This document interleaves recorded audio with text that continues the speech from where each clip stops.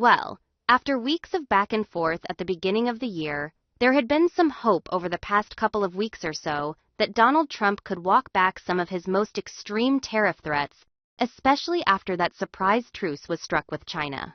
Well, the U.S. president brought his threats back yet again Friday, saying on his Truth Social platform that he's recommending a 50% tariff on the European Union, starting from the 1st of June. And this because trade talks with the bloc have stagnated, according to Donald Trump. The American people? I love the U.S. What the problem is? He just taxed the people, Americans, by $15 billion by adding these tariffs. We buy $30 billion worth of steel and aluminum off the U.S., $41 billion U.S. in goods exchange, and 59,000 jobs straddling the Canada-U.S. border have just been left hanging by a single flick of a pen. President Donald Trump woke up and formally pulled down a metal iron curtain. Steel and aluminum tariffs shot from 25% to 50% under Section 232 overnight, turning every Wall Street forecast into scrap paper. And Canada, the country long regarded as America's closest NATO ally, is suddenly filed under the same label of national security threat, flinging open a trade war unprecedented in USMCA history. This is no dry tale of tariff lines. When a tiny nation dares to flip the table on a superpower, Detroit's assembly lines, Vancouver's docks, and our wallets will all tremble together. Today, in lifting the veil on how Canada strikes back, and why this counterpunch could redraw the global supply chain map. Don't forget to hit subscribe and ring the bell so you never miss any of our latest political economic updates. Within just 72 hours, the White House's decision to dust off Section 232 turned a once familiar 25% measure into a 50% slash applied to every steel and aluminum shipment landing at U.S. ports. The official communique spelled out a defense capability gap. The Pentagon fears that continued reliance on foreign metal could leave submarine and F-35 production lines starving for feedstock precisely as global tensions climb. On paper, the aim is to yank the made-in-USA supply chain back home. In reality, the spotlight lands squarely on America's closest neighbor. Canada now supplies 22% of America's imported steel and fully 47% of its aluminum, the world's largest share, while shipping over 90% of its own metal output southward. Canada data show that in 2024 alone, metals and related industries poured more than $41 billion U.S. into bilateral trade and supported 100,000 plus direct and indirect jobs along the Great Lakes Industrial Belt. Yet, after the early June G7 summit in Alberta, once Ottawa flatly refused to sign Washington's zero-tariff annex, President Trump instantly cranked the volume knob to double. The 50% rate kicked in at 0,000 on the 4th of June. The U.S. Treasury reckons the new levy could reindustrialize 6.5 million tons of domestic steel capacity. Wall Street, by contrast, immediately leapt up to 14% off Detroit 3 profit forecasts as input costs soared. Canada did not wait long. 24 hours later, Prime Minister Mark Carney rolled out an automatic 25% tariff on $29.8 billion USD of U.S. goods, from tractors to cookies, and triggered a fresh federal procurement rule. National infrastructure orders worth $11 billion USD, now open only to buyers from nations exempt from steel and aluminum duties. The move hurts Washington's wallet and signals to Brussels and Tokyo that if the closest NATO ally can be branded a security threat, no one is safe from a tariff policy that can flip color with a dawn tweet. Ironically, the White House had cited a record trade deficit with Canada to justify its strike. Reality shows that 2024 saw a mere $41 billion USD gap, dwarfed by the hundreds of billions with China or the EU, largely because the U.S. imports heavy crude and clean energy from Alberta for domestic refining. In other words, the 50% blow targets the very fuel feedstock most vital to U.S. defense and logistics. Backstage, negotiators say the post-G7 table collapsed in the opening act. Washington demanded Ottawa promise not to sue at the WTO and fix export quotas, terms Canada called tying our own hands. As both sides left, Carney reportedly quipped, "If you build a tariff wall, we'll build a bypass," hinting at Ottawa's fast-tracked minerals alliance with the EU to ship cobalt, nickel, and lithium, three linchpins of Washington's clean energy drive straight overseas. With tariffs live, damage has spread beyond ledgers. Unifor, Canada's largest private sector union, warns thousands of metallurgical workers lost jobs in the first 2 months, a figure that could shoot into the tens of thousands as auto and aerospace firms, North American parts orders. South of the border, a U.S. Congressional Research Service report concedes every pricier ton of steel adds $130 to the cost of a pickup. Detroit's top profit maker, roughly $1,300 on an aluminum frame premium model.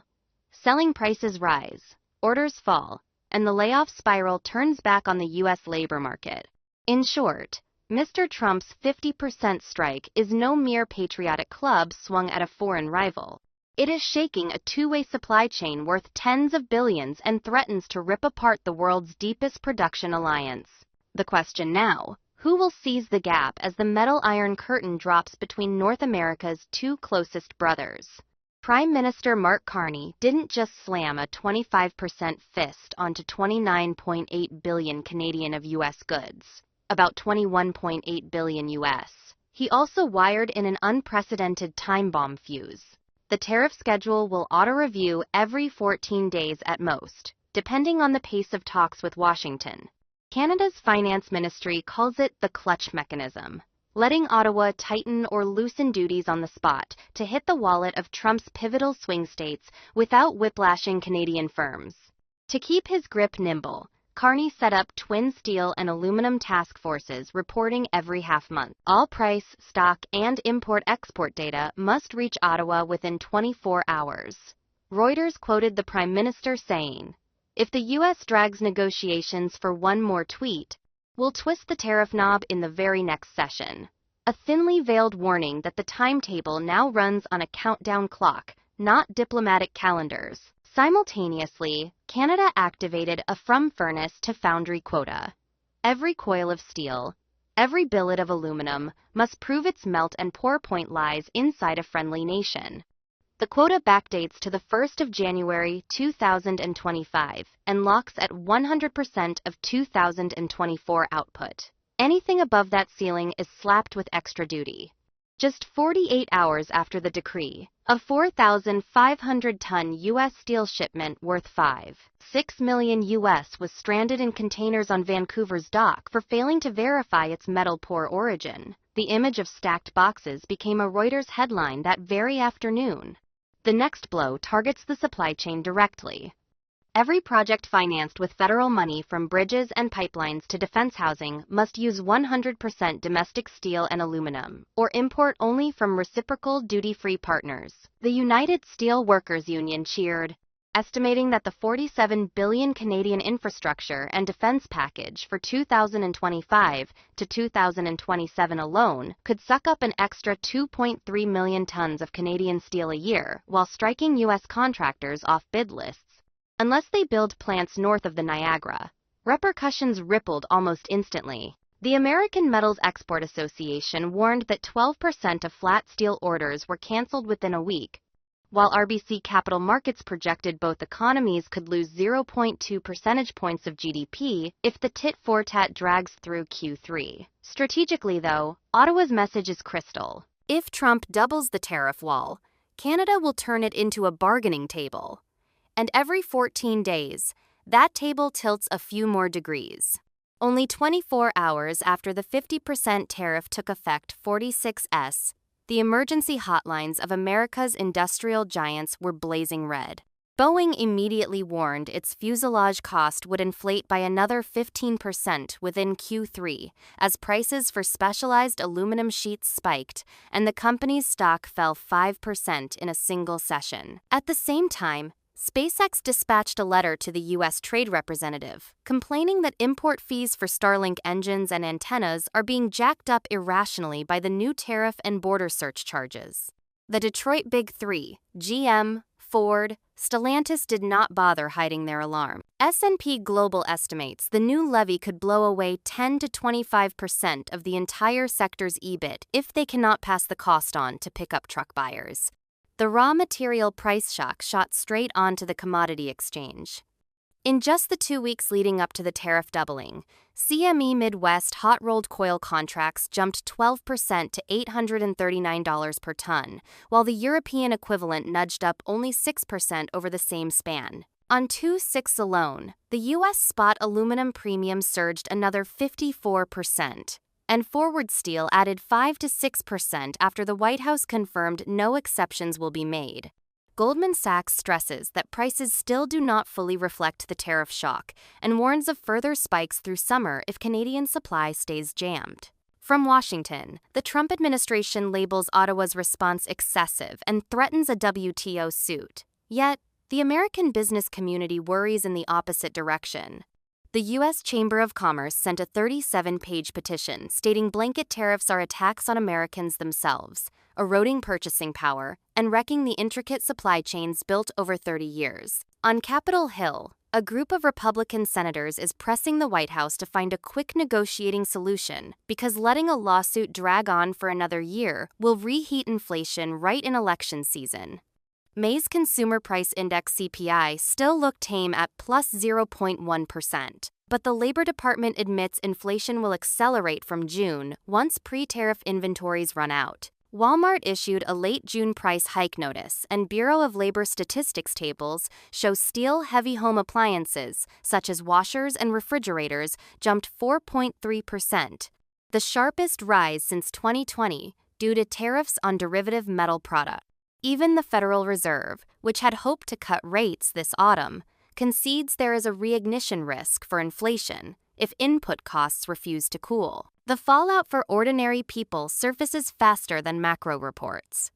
The latest figures show new home sales in the U.S. fell 13.7% in May, hitting a 2-year low as steel frame and aluminum roof costs forced builders to slash orders, pushing inventories to their highest since 2007. In Canada, February GDP printed negative 0.2%, and the Bank of Canada warns of a technical recession risk if tariffs stay through Q3. In other words, the twin metal levies are strangling the very cross-spur production chains that once symbolized the USMCA, and the final bill will land first in consumers' wallets on both sides. With hot-rolled steel barely cooled in the mill, the question now isn't who wins or loses at the negotiating table, but how long before pickup trucks, airplanes, and missiles made in USA can find an affordable stream of steel and aluminum to keep rolling off the line and into the sky. Trump is the one who must face that reality, not the American people. From the ore navel of Timmins to the robot weld lines in Oshawa, Prime Minister Mark Carney is pouring a full 24 billion Canadian dollars into a bold blueprint called quite loudly From or Pit to Pickup. That figure sits inside a 33 billion Canadian infrastructure package for 2025 to 2026 that Ontario just teased. Yet nearly 3/4 of it, according to the RBC Climate Action Institute, has been locked in for heavy industry chains. Laying rail to the nickel-rich Ring of Fire, erecting electric blast furnaces in Hamilton, and spreading a hydrogen pipeline web around Lake Ontario to replace coke and steelmaking.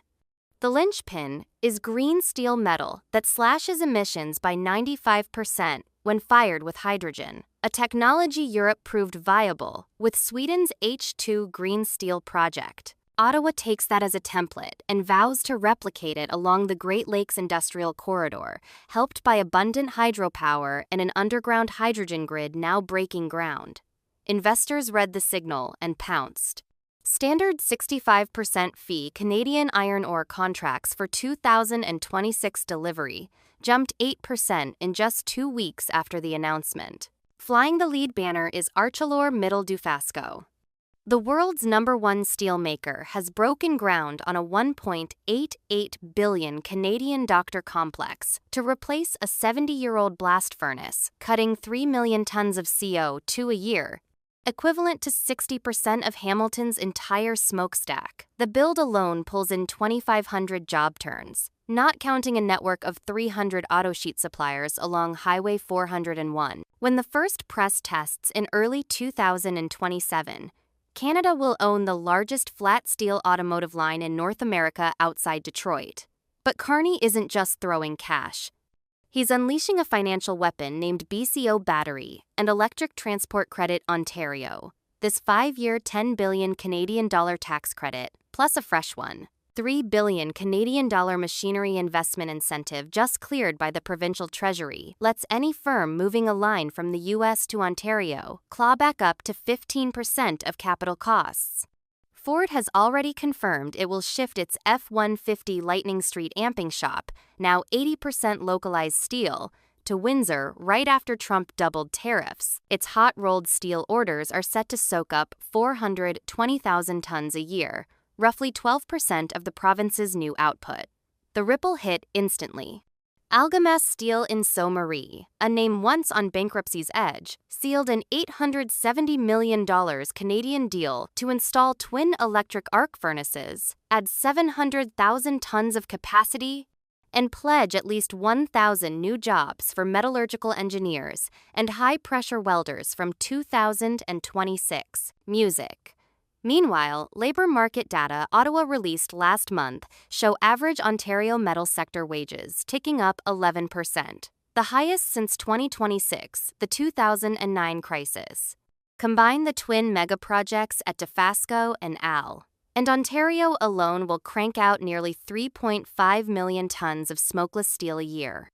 Enough for 2 million high-strength pickup frames or armor plating for 140 Canadian surface combatant frigates the Royal Canadian Navy has on order. When that metal rolls off the line, its carbon footprint is under 0.4 tons CO2 per ton of steel, more than 70% below current EU benchmarks.